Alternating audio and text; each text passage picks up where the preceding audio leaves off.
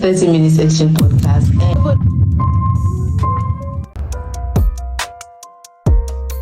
Hello and welcome to the very first episode of the 30 Minutes Exchange Podcast for 2026.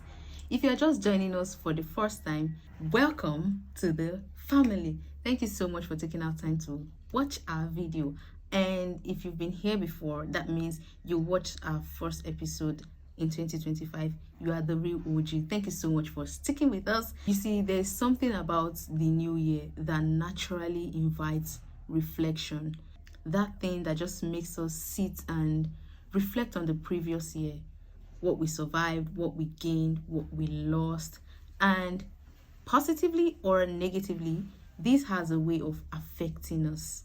2025 for many people wasn't loud, it wasn't dramatic, it wasn't chaotic. For some, it was heavy, and this heaviness has a way of working with us in the new year if we don't intentionally choose to lay it down. That is why instead of starting the year with new year resolutions, decisions to become an entirely different person, I decided to do something different. I reached out to a couple of my friends and I asked them, what have you decided to let go of this year? I got pretty interesting responses, which we are going to be looking at in this episode. I want you to know that these are real responses from real people. It is not what you want to achieve, what you want to become, but what you are tired of carrying, what no longer serves you, and you want to really lay down this year. This episode is not fixing ourselves. It's not telling you, oh, this is what you have to do to let go. No, it is about self-awareness, knowing that yes, this no longer serves me. So we're just going to dive into it. I'll read their responses as they sent it to me, and we'll take a pause and reflect on them. So let's dive in. Number one here, should I mention their names? No, I didn't tell them I'll be mentioning their names, so we'll just read their responses. Number one, in 2026 and beyond, I have made a conscious decision to let go of anything or any place where I cannot add value, receive value, or be valued. I have come to realize that there are relationships I strive to maintain in which I do not feel valued. In such spaces, value is neither exchanged nor sustained, and this makes it increasingly difficult to genuinely offer my best self.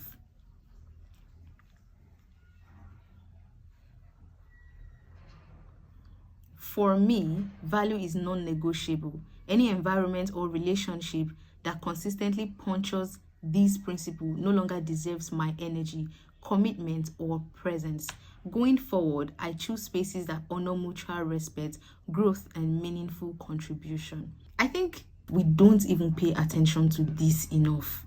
One thing that stood out for me in this response is where I can no longer add value and be valued.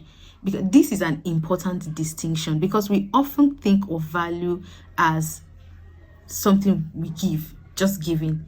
This is a reminder that value is an exchange, not a sacrifice. A lot of us stay in spaces where we are no longer adding value, receiving value.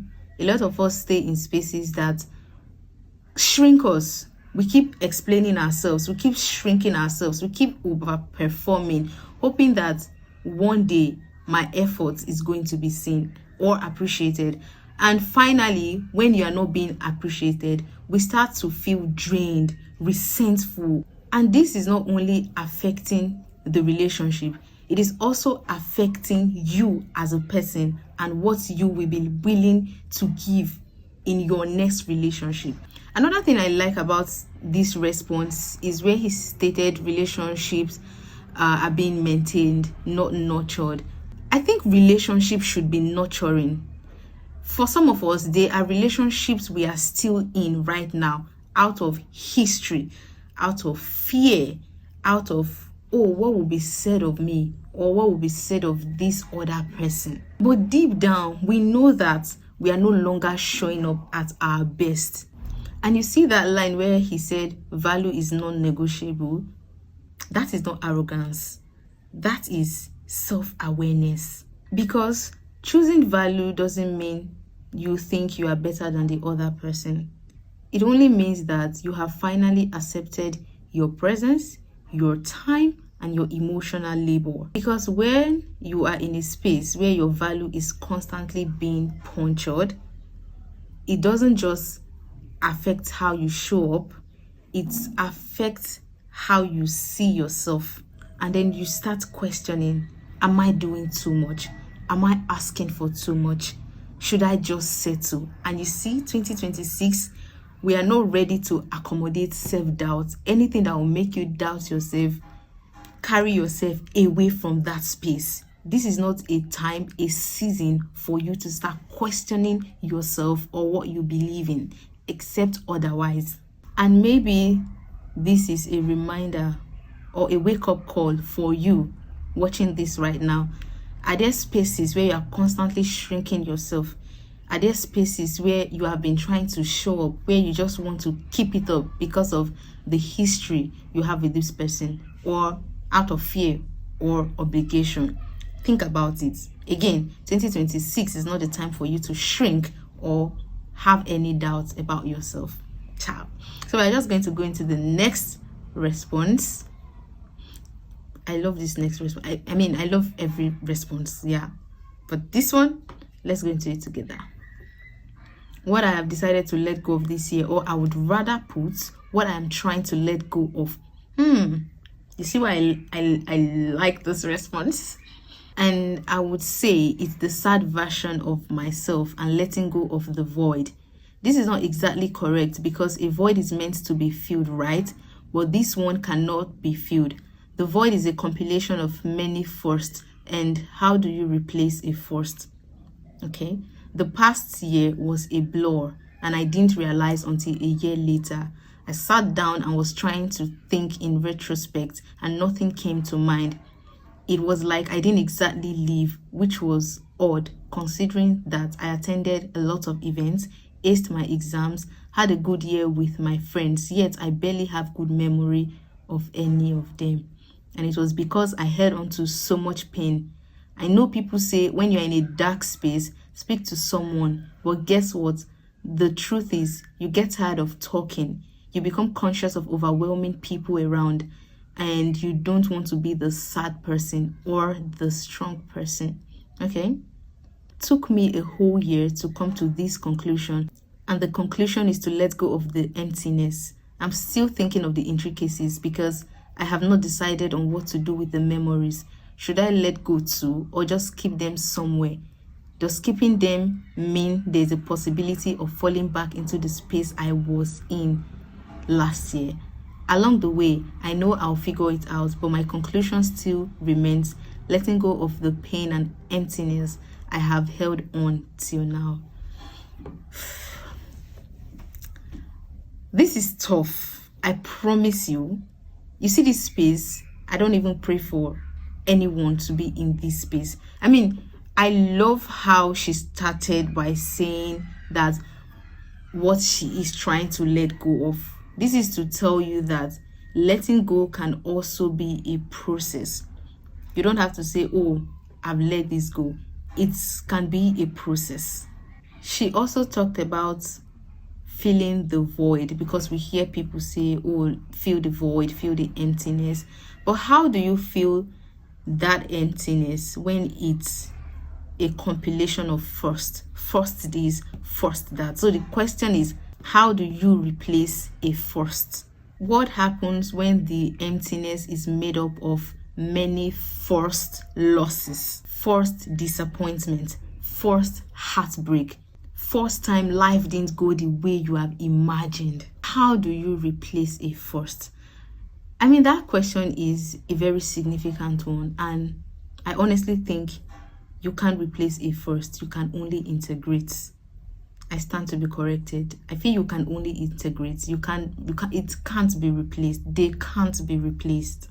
And what really, permit me to use bust my head. What really bust my head in her response is life was lifing, life was going on. She was attending so many events. We were talking at the time, but I knew she was in a dark space. We were talking at the time. She aced her exams. she did very well. She was going out with friends, but she was in a dark space. Even when she wants to speak up, she felt like, oh, I don't want to be the sad one. I don't want to be, I'm the only one killing the joy. You know, when we say joy killer, I'm the only one killing the joy. And I think we don't overemphasize on that enough. We tell people, speak up, speak up. Have you met people who are always speaking up, but the people they are talking to are feeling like you are complaining so much? Oh, this is not a big deal. Oh, you can do this or do that. They start to get tired of these people always speaking up. And not speaking up because you don't want to bore other people can be such a quiet pain. That pain hits differently because you can be present everywhere and still be absent in yourself. Pain doesn't scream. It doesn't. Pain numbs. It blurs time. It steals your memory. Pain is another level of heaviness. She also mentioned not knowing what to do with the memories. You can't even delete memories. Is it possible? Especially, no, I don't mean memories that are stored somewhere now. Memories in here. How do you even delete them? You can only control how much power they have over you. Letting go of pain doesn't mean you have to pretend like it never happened. You just have to ensure that they are not the lens through which you view every other experiences. And I also like that she ended with uncertainty, not knowing what to do, but she'll figure it out. I mean, that's such a brave decision. Along the way, I'll figure it out. And that's enough. That's enough. Sometimes the bravest thing you can do is not having all the answers, but choosing to figure it along the way. So if you're in that space, I promise you, you may not have all the answers. I don't have all the answers to give to you, but making that conscious decision to let go is already a bold step. And I am rooting for you. I'm praying for you. You'll find light in the end and the heaviness will melt away. So we're going to move to response 3. Again, this is the 30 minutes exchange podcast. Right here, we exchange ideas in 30 minutes. You see, when they tell you just do your thing, you figure it along the way. That was what I did in 30 minutes exchange podcast. The idea was bringing up people to share their ideas in 30 minutes. But here we are. I am doing this, and my first episode wasn't 30 minutes. I don't know if this episode is even going to be up to 30 minutes, but I believe when we start having people on board, they're going to be sharing their ideas in 30 minutes. Up until then, we'll keep doing what we have to do, yeah? Thank you. So let's move to the next response. Response 3. I have thought about this deeply, and one thing I would truly like to let go of this year is resentment and unhealthy self-pressure. Clock it. The kind that builds quietly from within. The kind that often looks like discipline, excellence, and ambition on the surface. But over time, it begins to drain you without your permission. It is that internal pressure that pushes you to always do more, be more, and prove more. We've been there. While it has helped me grow, I have come to realize that last year it crossed the line from motivation into silent exhaustion. Why do I want to let go? I want to let go because I am learning that growth doesn't always require harshness. I am someone who is deeply committed to excellence, and I hold myself to a very high standard. However, I have realized that constantly beating myself up when things do not go exactly as planned does more harm than good. This year, I am choosing to give myself more grace. Grace to acknowledge efforts, grace to accept delays, and grace to understand that progress is not always linear. Letting go does not mean lowering my standards. It means learning to pursue my goals without punishing myself along the way. It's restricted me quietly, stole my joy, limits my creativity and peace. I was always focused on what was next, rarely pausing to appreciate progress or feel fulfilled. We have been here. I have been here. This kind of pressure it's sneaky. It doesn't show up as pressure or chaos. It shows up as excellence. It shows up as ambition. Oh, I want what's best for myself. That's how this kind of pressure shows up. And that's what makes it even hard to confront. So for this person to have realized this, it took a lot of self-awareness. You have to be self-aware for you to be able to come to this realization, because if you are not self-aware, you will think that this is just you trying to be excellent. Show up for yourself, do what's best for you, be consistent. Again, it took a lot of self-awareness to realize this, and I must applaud this person. Because pressure like this, on the surface, it looks like productivity, but internally, it keeps whispering, do more, do better, prove yourself, don't slow down. That's what it feels like. And at some point, that thing that once fueled growth now turns into silent exhaustion. And I think a lot of us can relate, because sometimes it helps us grow. It's a form of discipline. It helps us grow, but at some point, it just crosses the line. Like she mentioned, it crosses the line. And at that point, it stopped being a tool that pushes us to do more, but the weapon we use against our own selves. And what I deeply appreciate in this response is when she realized that growth doesn't always require harshness. That truth is hard to accept, especially for people that are committed to excellence, people who don't settle, people who are used to pushing through. And where she mentioned letting go doesn't mean lowering my standards, that is important, because that's where many of us get afraid. We are afraid that not being hard on ourselves will make us become lazy, will make us become careless or stagnant. But I promise you, that's not true. I mean, grace makes us more conscious of our wins. Grace makes us more conscious of how much we've put into a thing. Grace makes us even more consistent, not less. And kindness towards yourself only makes you last longer. I said what I said. I love the clarity in her final words. Striking a balance creates room for creativity, creates room for intentional living. And that's what excellence looks like. Not pressure driven, not resentment filled, but grounded. If you are listening and you are someone who prides yourself in being ambitious, driven, disciplined, this is your reminder that you don't have to punish yourself to become better. You can pursue excellence and peace. You can grow and rest. And you can aim high standards without bleeding internally. So I will need you to ask yourself this question. Where has motivation crossed the line for you? Where has discipline crossed the line into self-punishment? I'll need you to answer that question for yourself and give yourself more grace this year. You are doing so well, I promise you. So we're going to take the next response, which is the last. Yeah, I think this is the last. This year, what I have to let go of this year is a version of myself. I'm letting go of the part of me that procrastinates, avoid finishing things, and didn't trust myself to follow through my plans. Very important.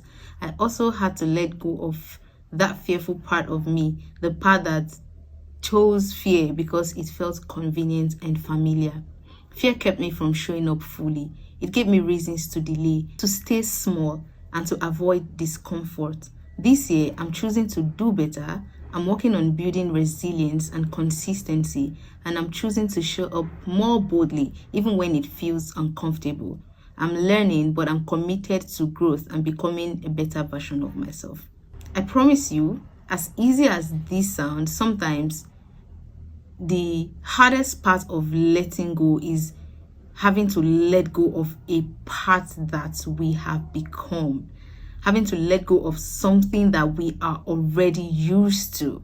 I mean, it's the honesty in naming procrastination. She already knows that, yeah, procrastination, na me get am. She named it not as a personality trait, but as choices that felt familiar. So you see some of these things that you think it's just you. I mean, this is who I am. They are not. Sometimes there are things you are already familiar with. There are things you've gotten so used to, and you are so scared of seeing what is in the other end. And I promise you, the best things for you are at the other end. And I will need us to know that sometimes fear doesn't always show up as panic, like being scared. No. Sometimes it shows up as comfort. It shows up as I'll do it later. I need more time. I'm not ready yet. And slowly, even without even realizing, fear becomes your hiding place. It becomes convenient. It becomes safe. It becomes your comfort zone. But the cost of it all is you don't show up at your best. You don't show up fully in your own life.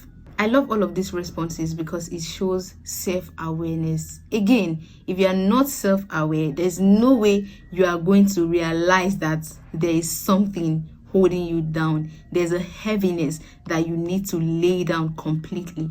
Choosing to build resilience and consistency doesn't mean suddenly becoming. It means deciding. It means I'm going to show up. I'm going to show up even when it's not comfortable. I'm going to show up even if I'm scared. You can still be learning, but stay committed to it. Stay committed to the process of learning. Stay committed to not being comfortable, but showing up.